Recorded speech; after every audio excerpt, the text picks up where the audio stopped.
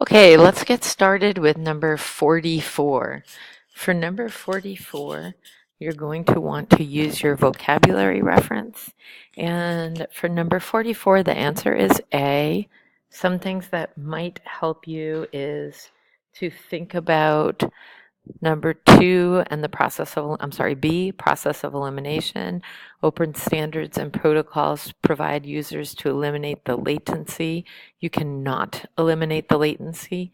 Make sure you know what latency means.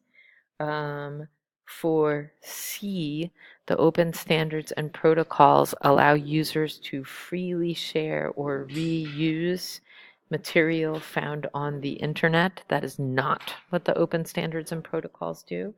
And for the last option, open standards and protocols prevent developers from releasing software that contains errors. That is not the job of the open standards and protocols. Again, important vocabulary.